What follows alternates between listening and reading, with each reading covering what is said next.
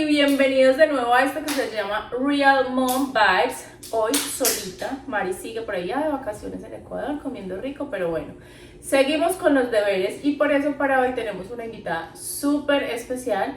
Mari, bienvenida, muchas gracias por aceptar mi invitación. Gracias, Angie, a ti por la invitación. Muchas gracias. Vea, les voy a decir que esa mujer sabe todo un poquito, así que nada, primero para entrar en calor, en materia, para que ustedes sepan, vea, desde mi perspectiva realmente sabe mucho, pero que sean ustedes quienes lo juzgan. Entonces, para entrar en calor, quiero preguntarte, Mari, ¿hace cuánto cuidas niños? ¿Eso es a lo que te dedicas? ¿Estudiaste algo de niños? O digamos, ¿cómo has adquirido todo el conocimiento que tienes de los niños en este momento? Pues, haciendo como una retrospectiva en mi época de colegio, de hecho, bueno, mi mamá, empiezo diciendo que mi mamá trabajó para el bienestar familiar en Colombia, entonces tengo contacto con niños desde muy temprana edad. Aparte tengo una familia súper numerosa, somos 10 hijos, entonces siempre he estado rodeada de niños, pero yo no sabía que los niños eran vocación, porque es vocación. Entonces salí del colegio. Bueno, mi mamá no podía cuidar niños aparte de los programas. Entonces llegaba mamás a ella diciéndole que necesitaba un fin de semana que recoger a la niña. Entonces ahí empecé como niñera. Y ese dinero, con ese dinero yo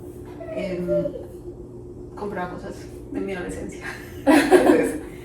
Entonces sí, o me iba de paseo con mis amiguitas, así, a tomarme por ahí algún helado. Entonces, en esa época empecé, así como con niños, y yo era muy dulce para los niños.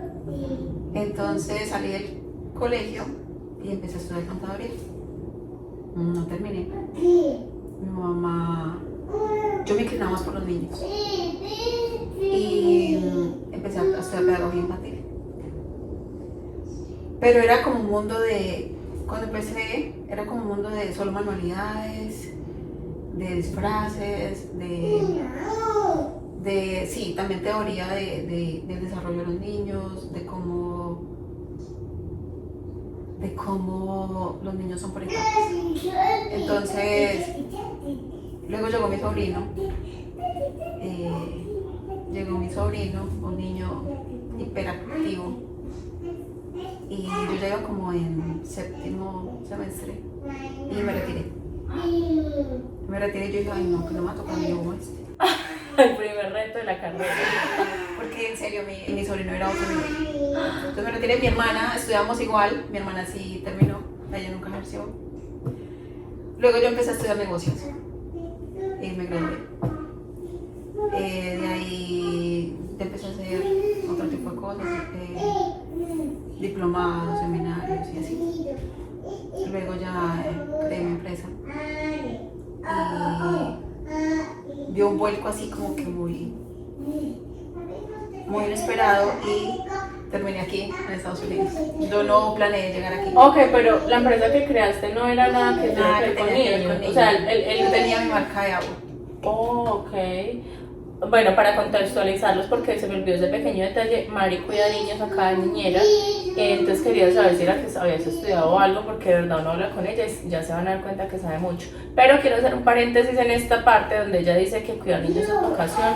Estoy totalmente de acuerdo con eso, porque por eso es que yo pienso que pasan tantas cosas en los daycares. Yo soy team anti-daycare total. Lo intenté, las personas que me conocen saben que lo intenté, pero fracasé. Soy team anti-daycare, fracasé porque allá no les dedican como que el tiempo necesario, pienso yo, no son como tan personalizados y contratan gente por contratar, lo que tú dices, como que no tienen vocación y no les hablan a los niños con amor. Porque, a ver, hay una gran diferencia entre cuidar niños aquí. Por ejemplo, lo voy a hablar de mi experiencia en Colombia. Mi mamá se pensionó hace un año apenas y hasta hace un año estudiaba, porque en Colombia debes ser profesional para cuidar niños, porque debes estar en constante aprendizaje, como estarte involucrando mucho, y es en todas las áreas, en alimentación, en lo que es psicología infantil, en desarrollo infantil, lo que son procesos de los niños, en las etapas. Los niños van de 1 a 2 años haciendo una cosa, de 2 a...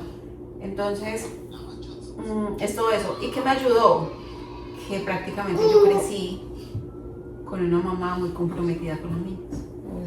Porque mi mamá también, de hecho mi mamá cuidó niños, hijos de los niños que cuidó. Wow. Entonces, y estos niños pueden estar en otros países, pueden estar en otras ciudades, y ellos siempre llegan a mi mamá. Entonces, hola profe, me invita a comer. Hola profe, voy a estar en el pueblo el fin de semana, voy a pasar a saludarlo. Y así. Entonces, yo crecí viendo eso, viendo como la dedicación de mi mamá hacia los niños también. Como que rescatar mientras no están con sus papás, sabemos que tenemos que rescatar a los niños, que es nuestro deber, porque yo soy de las personas que cree que los niños son solo emociones. Los niños son solo emociones. Aquí comparamos de pronto el cuidado de una persona con vocación al cuidado de una persona que simplemente trabaja en un daycare porque necesita un trabajo, no porque decidió hacer ese tipo de ejercer. Entonces, es que tan dispuesta está esa persona de dar un abrazo, de contener un niño cuando extraña a su mamá, cuando no quiere comer, cuando otro niño le quitó el juguete, como que cómo reaccionar en determinados momentos con los niños. Entonces todo eso. Cuando nació mi hijo, yo me interesé mucho más, porque empecé a hacer baby led weaning. Hice 2, 3 talleres porque yo era muy maniática. Quería llevar como todo el proceso de mi hijo como muy teórico, y pues como siempre me gusta mucho aprender, entonces yo quería hacer en un taller aquí con un pediatra, con otro pediatra. Hice talleres de lactancia, hice talleres de nutrición infantil, de crianza respetuosa, de cómo sanar a mi niña interior, de todo, muchas cosas también que aprendí en terapia, porque yo también hice terapia cuando tenía 8 meses de embarazo. Empecé terapia y nunca la he dejado. Me parece fenomenal que nosotros las mamás vayamos a terapia, porque cuando estás bien, tus hijos están bien, tu entorno está bien, mi trabajo está bien, mi trabajo depende de mí. Entonces, si yo estoy bien, mis niños están bien. No solamente mi hijo, todos mis niños. Entonces, por ese lado, yo creo que es una muy buena inversión. Total. Yo lo aconsejo al 100%. Y es que, Mari, bueno, yo no sé, yo soy como muy espiritual, muy de las energías, muy del universo realmente, y alguna vez hablamos de eso y ella me decía, el universo como que me pone con las personas que piensan similar a mí. Y ahorita que dijiste eso de sanar a la niña interior, voy a dar mi opinión y quiero que tú me la retroalimentes desde tu perspectiva. Y es que yo siempre he pensado, he tenido, digamos, en mi cabeza, cuando iba a ser mamá, que yo quería sanar muchas cosas en mí para no transmitírselas a mi hijo. O sea, yo pienso, ahorita yo soy fan de la crianza respetuosa. Por ejemplo, acá en mi casa no se levanta la voz. Conozco muchas personas que dicen, no, es que hay que darle una nalgada. Para mí no hay golpes, yo le hablo a mi hijo, hace algo y yo, mi amor, tal cosa, trato de mantener la calma. Y pienso que la crianza respetuosa es buena porque uno educa a los niños desde el amor y no les empieza a quedar tanto trauma como yo, por ejemplo, la crianza de uno de pasado, digamos, somos contemporáneas. A uno le pegaban, lo regañaban, le gritaban, mi papá y malas palabras y lo que sea. Y uno tiene un montón de traumas. La verdad, nuestras generaciones nacieron con trauma y la gente dirá, no, es que esos son la generación cristal. No, yo estoy en desacuerdo total y quisiera sanar muchas cosas para no transmitírselas a mi hijo. ¿Qué piensas tú de esa parte? Tú que sí has estudiado. Bueno, en realidad no nacimos con traumas. Esos traumas nos crearon nuestros padres. Que a nuestra edad tampoco es hacernos las víctimas, ¿cierto? Simplemente nuestros padres hicieron lo Porque aquí pudieron. que pudieron con las herramientas que tenían. Hoy día tenemos demasiadas herramientas. Tenemos redes sociales, tenemos internet ilimitado. De hecho tenemos tiempo para scrollear y estar. Si tenemos tiempo para scrollear 2 horas, podemos leer 2 horas. Tenemos acceso a muchos libros, acceso a muchos terapeutas gratuitos, a YouTube, bueno, en fin, a muchas cosas que pueden ayudarnos. Ni siquiera tenemos que pagar un terapeuta. Entonces, sí, todos esos traumas van primero gracias a la familia. Y no solamente a nuestros papás, a nuestros abuelos, a nuestras tías, a nuestros tíos. Luego ya los traumas con nuestros amigos. Que ahí es donde básicamente sabemos cuánto daño tenemos cuando permitimos, cuando nos damos poner límites, cuando no nos respetamos a nosotros mismos, no nos amamos a nosotros mismos. Y yo lo aprendí grandísima. Pero, wow, cuánto hubiera dado porque yo a mis 20 años supiera lo que sé en este momento. Pero no está, o sea, no es información tardía, porque toda esta información se la puedo transmitir a mí. Eliminar techos mentales, esas creencias limitantes que tanto en realidad, valga la redundancia, nos limitan. Y es lo que creemos, y lo que creemos lo creamos. Entonces, sí. Las palabras, la importancia de cómo les hablamos a nuestros niños, de cómo nos hablamos nosotros, de cómo tratamos a nuestros hijos. Y definitivamente todo va por uno mismo. Como te tratas. Como te hablas, le hablas a los. Como piensas, crea tu entorno. Lo digo porque eso cambió la relación con el papá de mi hijo. El día que yo cambié, ese día él cambió conmigo. Hoy día no hay, o sea, todo es en pro al bienestar de mi hijo.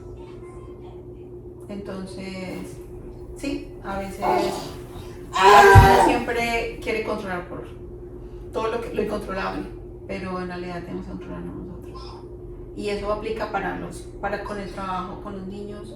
No solamente el trabajo, es el ser mamá, el ser hija, el ser esposa, el ser amiga, todo. Entonces, María, ahorita que mencionas esa parte del papá de mi hijo, cuéntanos un poquito, pues si se puede, de esa historia. Y porque digamos que hay muchas mamás, me incluyo, que de pronto yo violencia, digamos, doméstica jamás aceptaría, ni cachos, ni maltratos, porque yo siempre he dicho que mi hijo tiene que estar en un entorno donde no se grite, donde vea o sea, que sea tranquilo. Pero pues hay otras ciertas cosas que uno dice, digamos, uno puede tolerar por darle a mi hijo la felicidad de estar con su papá. Tú que fuiste, o sea, tú que no estás con el papá de tu hijo, que eres mamá soltera, ¿cómo manejas y cómo crees que puede afectar o no la relación, digamos, separados para el crecimiento de un hijo? Si es necesario que tenga papá o si se puede manejar una relación así, cómo tratarlo para las mamás solteras que de pronto estén viendo esto. Pues, te lo digo desde mi experiencia. Y es que por eso me separé. Porque yo era consciente de que no necesitaba a un hijo. De hecho, cuando me separé, mi hijo ganó un papá. Sí. ¿Por qué? Porque mientras estás con tu pareja y tu hijo, la responsabilidad es totalmente tuya. El niño tiene hambre, el niño tiene sueño, a la mamá. El niño hay que cambiar pañal, a la mamá, todo a la mamá. El niño se despertó a medianoche, mamá, levántese. Entonces, aparte de eso, ojo, que no siempre, pero sí aplica, y es que muchas veces descuidamos a nuestros hijos por atender a un adulto. Por atender a un adulto que no rescata a la mamá cuando lo necesita. Entonces, un día dije, hubo un momento en que hubo un tono de voz alto. Yo vengo de una familia muy numerosa, donde nunca había una falta de respeto de mi papá hacia mi mamá. Nunca. Nunca, nunca. De hecho, un día le dije a mi mamá, porque yo nunca lo vi pelear. Y mi mamá y mi papá llevan 50 años juntos. Qué lindo. Y yo dije, mamá, ¿y tú por qué nunca lo vi pelear? Me dijo, sí, hija, sí habían peleas. Sí habían peleas, pero no delante de nuestros hijos. No delante de nuestros hijos. Y en ese momento le dije, gracias, mamá. Gracias por protegernos. Porque uno de los dos tiene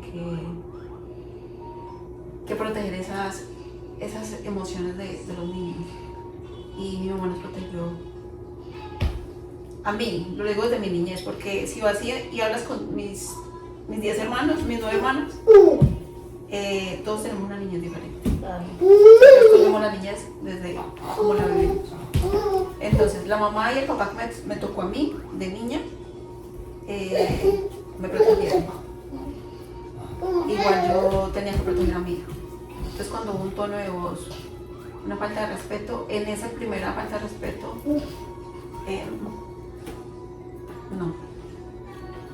no porque mi hijo no va a crecer en ese ambiente. Cuando digo que mi hijo ganó un papá, empezó a ver un papá más presente. No importaba si tenía que verlo 2 horas al día, pero tenía 2 horas con su papá.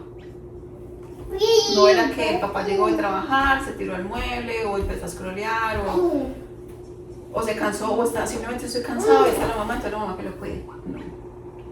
Entonces, el papá se hacía cargo de su niño 2 horas, 2 horas a ir al parque, 2 horas de tiempo en calidad. Entonces, se empezó a ir con su papá 2 horitas. Primero fueron 40 minutos, los 40 minutos más largos de mi vida. Porque me dijo, no casi para mí.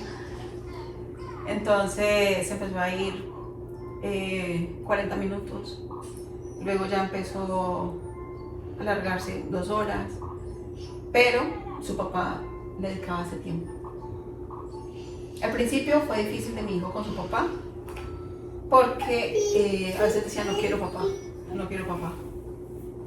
Él nunca se lo llevó a las malas, nunca se lo llevó forzado, nunca, nada. Él siempre respetó y dijo, Marisela, ¿usted qué dice? ¿Me lo puedo llevar? ¿Qué hago? A él no le importaba su viaje, 30 minutos para venir a recoger a su hijo. Él simplemente salía y se iba porque no iba a obligar a su hijo a irse con él. Entonces también tiene mucho que ver con el respeto entre los dos y la comunicación, que no siempre fue así. Como repito, cuando yo dije voy a cambiar, él también se dio, cambió. Entonces sí fue un poquito complejo. Y desde ahí mi hijo ya empezó. Entonces desde ahí mi hijo ya empezó a crear un vínculo con su papá, porque yo forzaba el vínculo del papá con mi hijo. Yo lo forzaba y mi mamá un día me dijo, hija, no es su deber forzar el vínculo del papá con el hijo. El deber suyo es un vínculo con su hijo. O sea, mamá e hijo, el vínculo que quiera crear con su hijo, no el papá. Porque eso es tarea de él. Él responde por el vínculo que tiene con su hijo. Y desde ese día también soltó el control. Dijo, ok. Entonces, es cierto. Yo no tengo por qué estar llamando a un adulto que sabe que su hijo existe. Hey, mira, tu hijo está preguntando por ti, ven y lo saludas, ven y lo... Entonces, pero eso pasa muchas veces cuando hay mala comunicación entre adultos.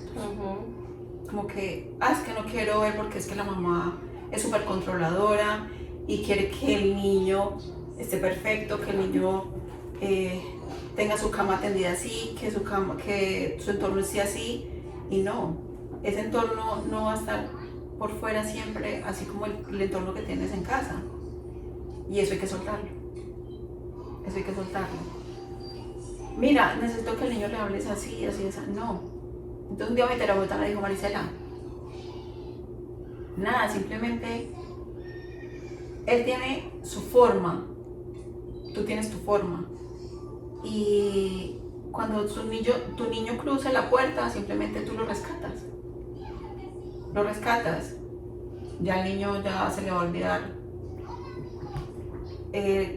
si tuvo un proceso maluco el fin de semana con el papá, sí, bueno, en fin, pero no, de hecho, gracias a todo eso, mi hijo hoy ama a su papá. Tú no sabes ese vínculo que hay entre ellos dos y lo sano que es que mi hijo tenga, no un papá de adorno, porque no es la idea tampoco que tenga un papá de adorno, es lo comprometido que esté también un papá en cuanto al tiempo de calidad con sus hijos, a ese vínculo que no necesitan dinero para llevarlos a un parque, no necesitan dinero para sentarse a jugar con ellos. Mi mamá también me dijo un día, hija, cometí el gran error de llenar a mi hijo juguetes. Y yo llenaba a mi hijo juguetes, y lo llenaba juguetes. Pero también sentí como que era cuando, antes de estar en terapia, yo compraba cosas. Y compraba cosas. Pero esos son vacíos. Son vacíos que no quiero llenar. Entonces, yo en algún momento, ahorita que nombraste lo del universo, en algún momento empecé como a involucrarme mucho, a interesarme mucho con la metafísica, con la meditación, con toda esta parte espiritual y claro, con la terapia siempre. Entonces, wow, no sabes cuánto bajó todas las compras compulsivas. Yo le acabo de salir a terapia. Bajaron mis compras compulsivas, en realidad no, y mi hijo lo sabe, mi amor, lo quieres pero no lo necesitas. No lo necesitas. ¿Cuántas veces has sacado cosas con etiquetas? ¿Cuántas veces compraste algo solamente por emoción y llegas a casa y dices, no, ya no me gusta cómo me veo, ya no me gusta, y simplemente lo archivas? Entonces, definitivamente, es simplemente hacerte cargo de tu niño interior y decirle, hey, si lo quieres, pero no lo necesitas, ya tienes. Y así pasa con los juguetes de mi hijo. Yo a veces le quiero inclusive comprar un juguete que yo ya le había comprado antes, pero lo perdió.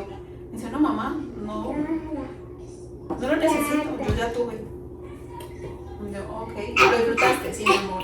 Sí, mamá, sí lo disfruté. Ok, entonces está bien. Y hoy día si le dices a mi hijo, para mi hijo el regalo más grande del mundo es que mamá se siente con él a dibujar. O que nos vayamos a montar patineta. Que nos vayamos al parque. Entonces cambiémosle un juguete a los niños por tiempo. Yo sé que tenemos infinidad de cosas que hacer. Cocinar, que limpiar, pero al cabo al otro día otra vez. Y lo dice una persona controladora.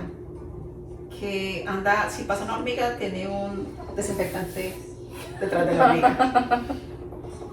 Yo soy así. Yo soy muy magnética no tanto con el orden, porque eso ya lo puedo, gracias a los niños y gracias a mi hijo, yo no tengo problema con el desorden, pero entonces sí con los hermanos. Eso también lo he ido trabajando muchísimo.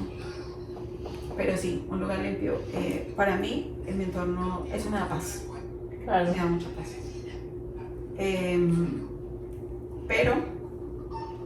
Pero Pero entonces con mi hijo sí, eso, yo creo que me perdí el tema, bueno, desvié el tema de la separación con los niños emocionalmente sanos.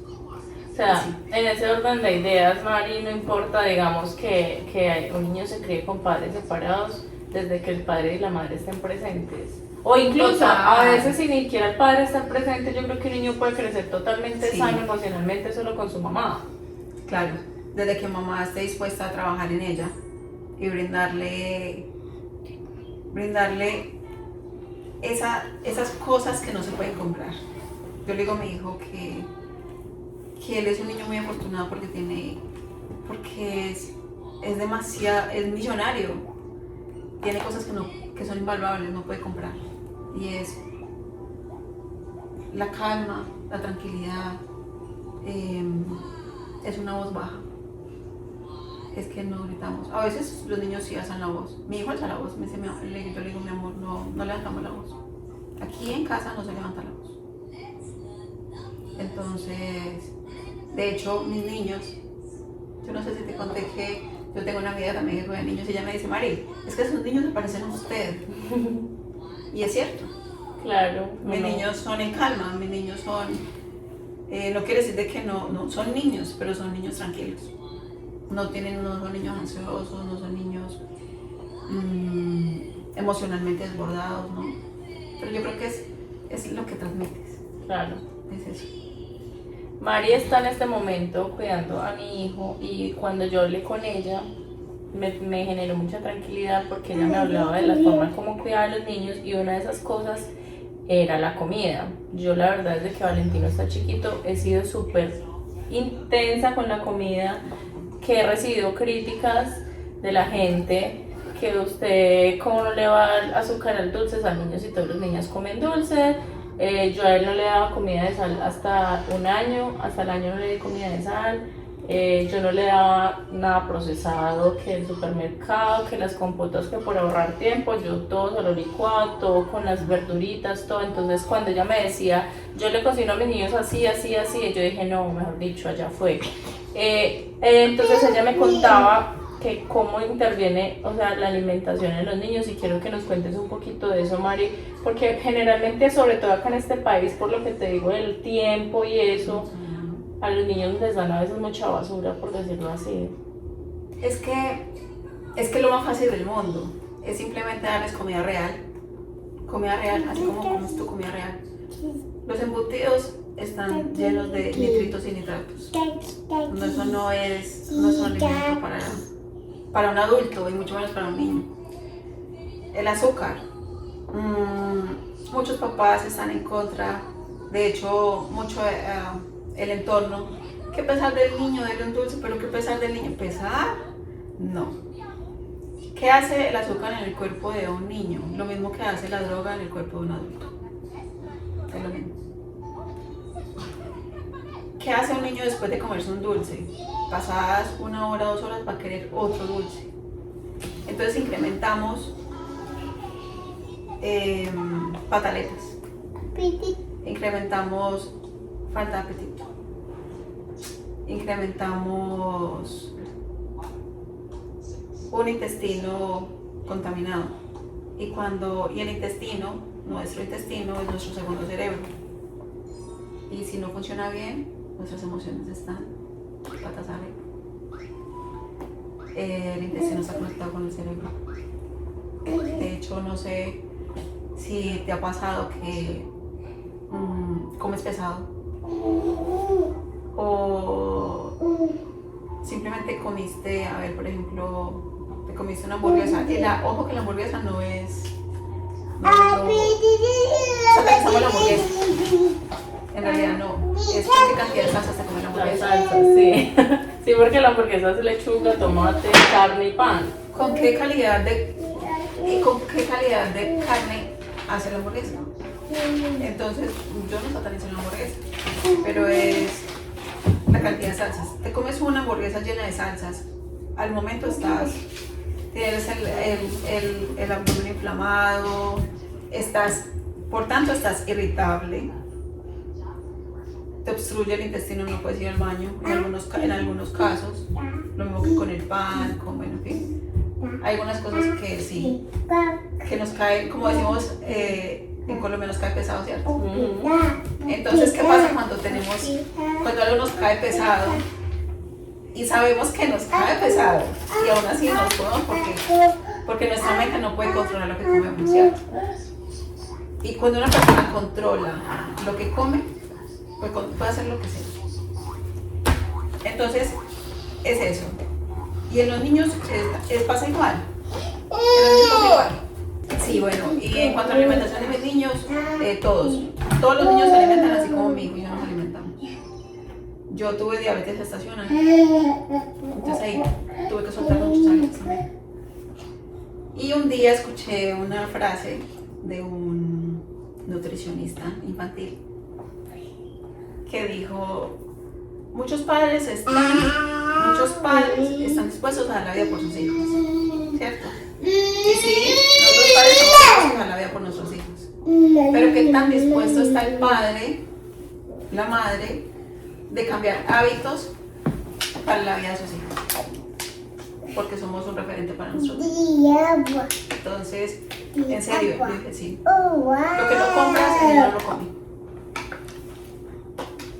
Y si tu hijo te ve,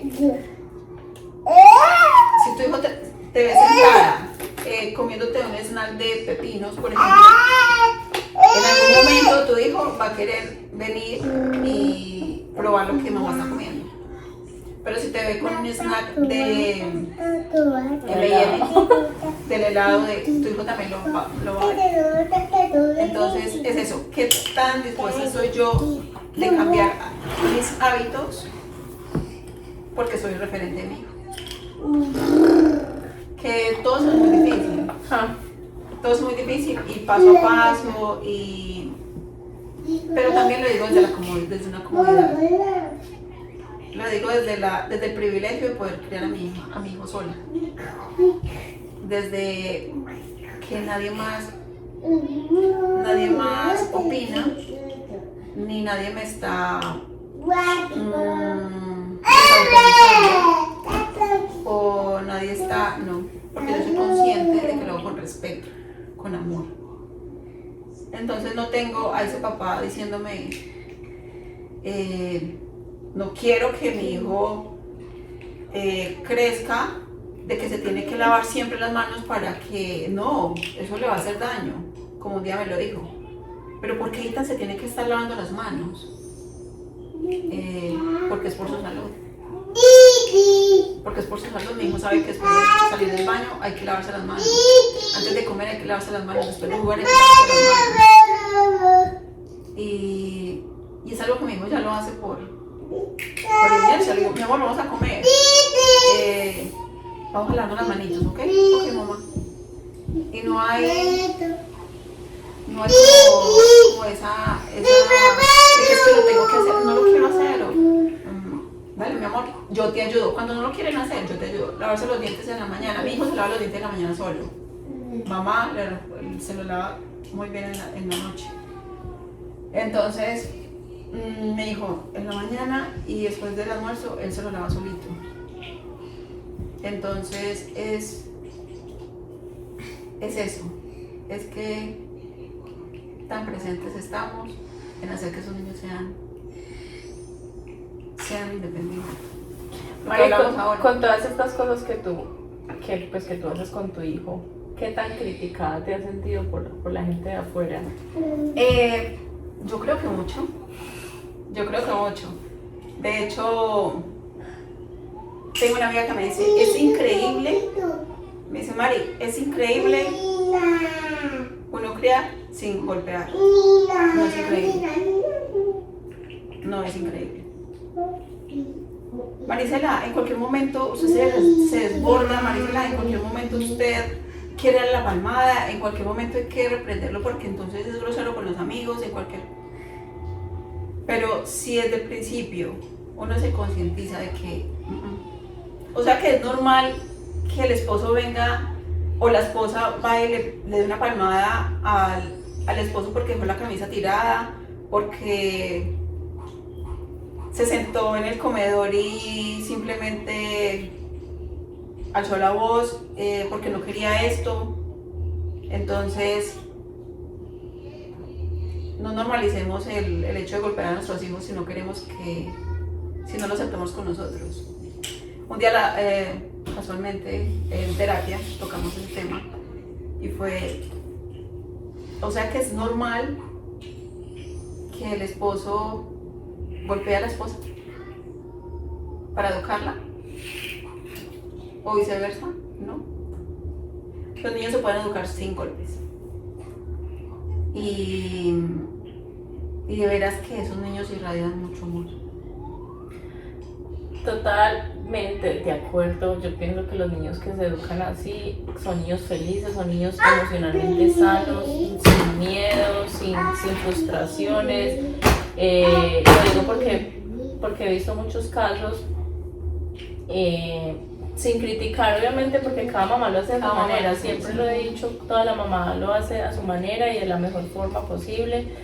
Pero yo he visto niños que he visto que los papás los gritan, les dan una palmada y son niños pataletudos, son niños que hacen la pataleta en tal lado, son niños que como que se les nota, o sea, que irradian esas cosas. Y como yo siempre digo, por ejemplo, yo le digo mucho al papá de mi hijo, yo no quiero que le tenga a usted miedo, sino respeto, o sea, porque es que el miedo es una cosa y el respeto es otra. Es que si yo le pego un grito, él me hace caso, en cambio a usted no le hace caso. Ajá, pero ¿por qué le hace caso? Porque le tiene miedo. Es que hay algo y es que los papás nunca van a poder ser mamás. Y la conexión que hay con nuestros hijos es muy difícil. En mi caso, el papá de mi hijo se comporta totalmente diferente con el papá de mi hijo. Y es que yo le pongo límites a mi hijo. Hijo, esto y esto que acaba de pasar no se permite. ¿Por qué? Le doy las indicaciones del por qué no. Entonces, mi amor, lo siento, pero mi hijo la única pantalla que usa es el televisor en las tardecitas. Entonces, no hay TV. Pero él no tiene problema. Mi hijo no tiene problema porque lo que él ama es colorear, es dibujar, Entonces, yo no lo voy a castigar a mi hijo quitándole un libro, si es lo que ama. O, mi amor, entonces hoy no vamos a ir al parque, ¿ok?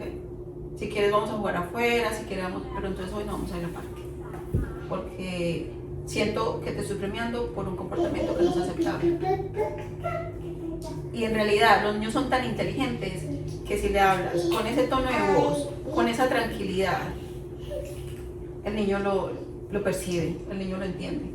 Pero si estás desbordada, el niño desbordado, y en ese momento le estás explicando todo, le estás diciendo ninguno de los dos, luego mamá va a estar arrepentida de haber gritado, de haber dicho, de haber usado una palabra. Entonces, cuando esto pasa, que somos mamás, tenemos mil cosas en la cabeza, cuando esto pase, simplemente hay que pedir perdón. No esperemos a que nuestros hijos tengan 30, 20 años, 30 años y nos digan, mamá, es que esto y esto y esto que hacías cuando estaba pequeñito me dolía. Perdón, hijo, perdón por eso, no. Y no nos vamos a hacer menos o vamos a quitar autoridad ante nuestros niños. El hecho de ponernos a su altura y decirle, mi amor, perdón, no debí reaccionar así. No está permitido, la mamá no debió gritar. Esto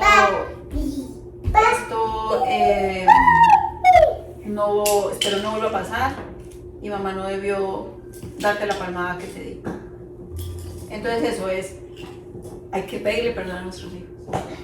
Eso es sanador para ellos y es sanador para nosotros. Es que yo soy la mamá y en mi casa se hace, no, hay que pedirles perdón. Ojo, que depende cómo tratemos a nuestros niños de los 0 a los 6 años. va a ser el trabajo más fácil para nosotros en una preadolescencia y adolescencia, que son las etapas. Pues dime. Sí. Entonces, según el vínculo que tengas con estos niños, así va a ser la confianza y la facilidad que vas a tener entre una preadolescencia y adolescencia. Totalmente de acuerdo. Sí. Pues yo voy es por eso. Para no pasar la tan mal en la adolescencia de vídeo. Para tener tantas canas en eso. Sí. Yo te contaba, Mari, que yo todavía estoy alimentando a mi hijo. Él Sí. tiene 2 años y medio. También he recibido críticas por eso. También me han dicho muchas personas, es que eso ya es agua, es que eso ya no lo alimenta, es que si usted no le da eso, entonces él no le va a comer. ¿Qué sabes o qué opinión tienes tú acerca de la lactancia? Pues mira que yo hice 3 talleres de lactancia. De hecho, uno de mis talleres de lactancia fue con una especialista de lactancia canadiense, muy sabia. Y siempre tuve, ojo que no voy a satanizar ni la fórmula, porque no todas las mamitas pueden lactar. No todas las mamitas tienen ese privilegio. Por tiempo, por hormonal, por salud, por lo que sea. O simplemente porque no quieren, porque también es respetable la mamá que no quiere lactar, porque va a perder la forma de sus senos, o bueno, en fin, lo que sea. O yo creía eso, yo creía que mis senos iban a quedar gigantes. Decía, no, mis senos van a quedar así, va a quedar uno más grande que el otro. Y cuando mi hijo se destetó, mis senos quedaron normales, parejos. Eso sí, quedaron. Sí, flácidos, claro, pero no quedó uno gigante y otro pequeñito, no. Porque mi hijo se alimentó siempre de un solo seno. Mi hijo siempre prefirió un lado. Entonces, la lactancia. Ojalá todas las mamás pudiéramos lactar indefinidamente.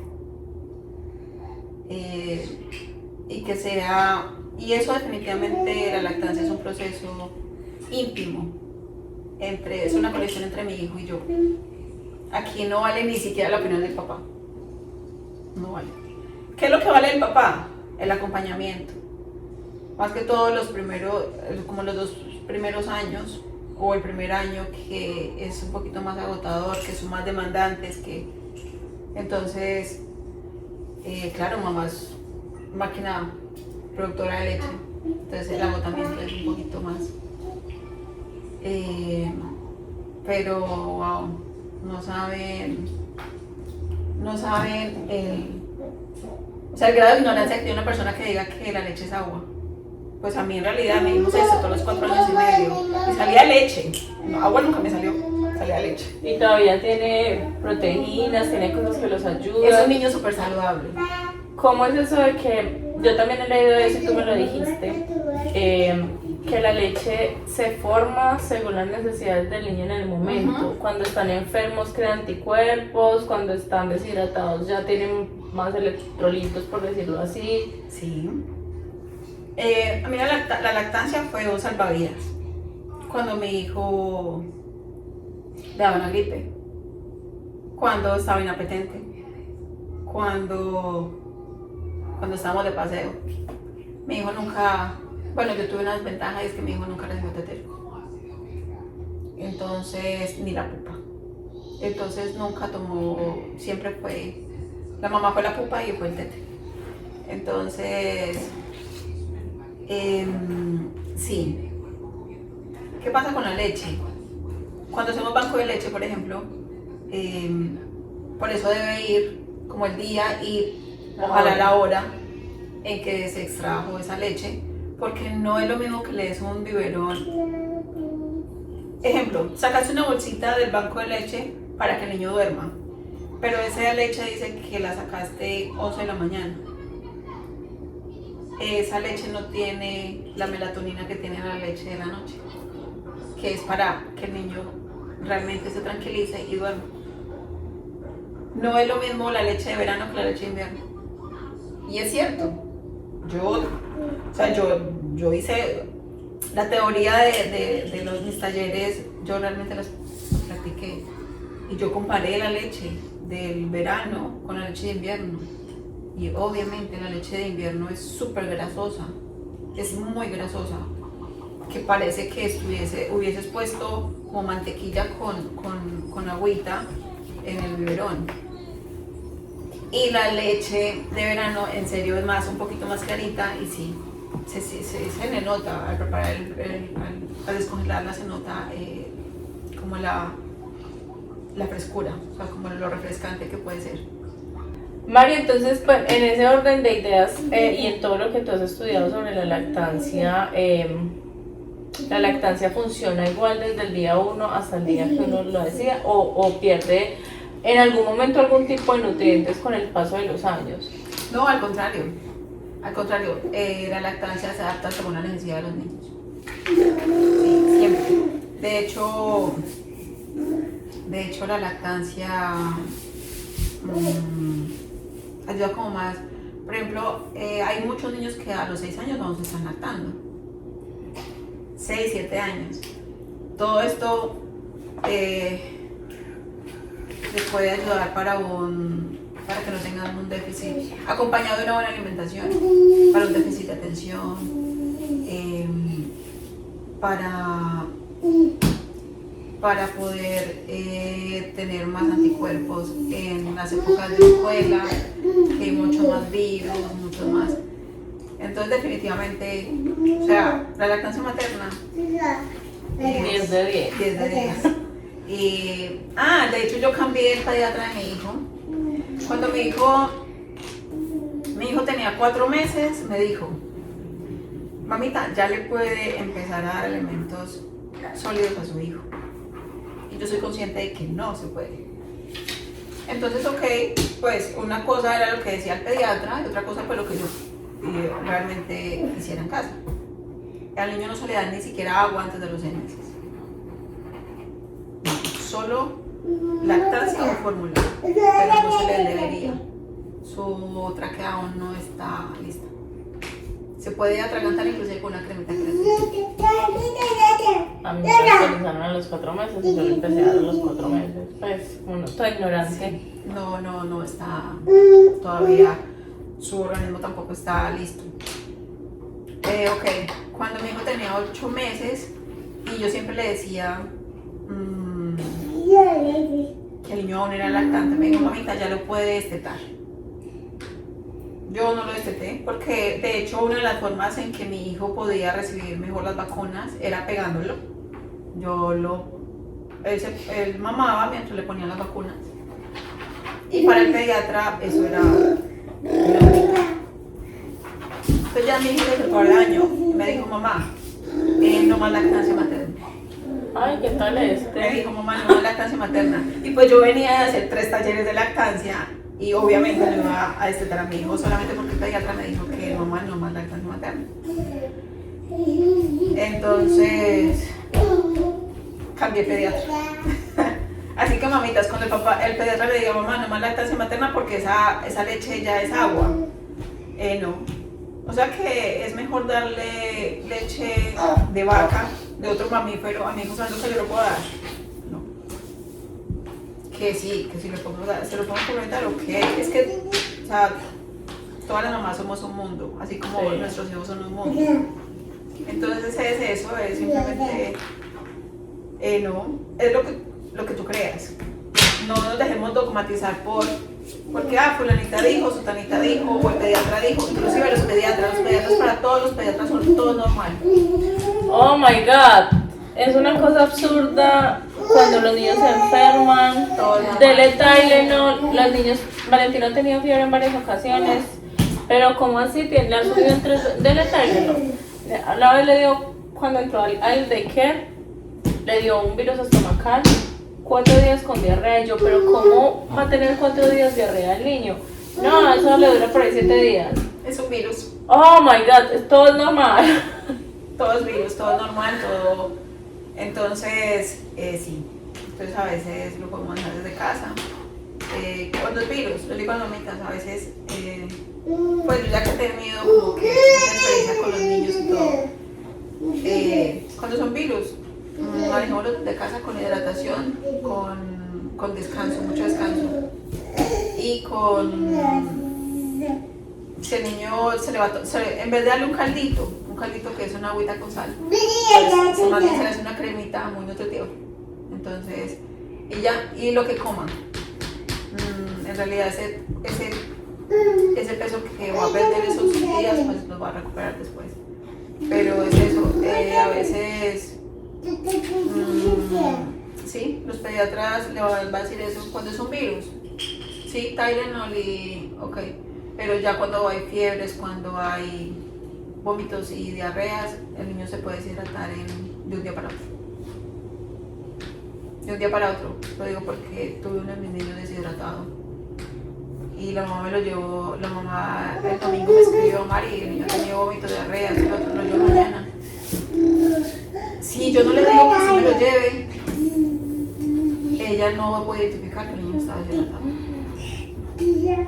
y el niño se lo muere porque ella no sabía cómo y lo llevó al médico, lo llevó al pediatra el sábado y le dijeron: no, dele suero, Tylenol, y ella me dijo: no supe cómo darle suero, no sé qué, el niño no recibe, no suero. El caso es que, gracias a Dios, yo le dije: sí, traigo al niño. Pues apenas el niño llegó, el niño estaba cuencudo, estaba deshidratado. Le dije: ya mismo se devuelve por el niño porque el niño está deshidratado. ¿Cómo así, Mari? Sí, está deshidratado. ¿Gracias a qué? A una negligencia médica. Gracias a una negligencia médica que le dijeron que no. El niño con suero y con Tylenol, ya que era un virus, de un día para otro se deshidrató. Y después de esa deshidratación estuvo 10 días hospitalizado. Ay, Dios mío.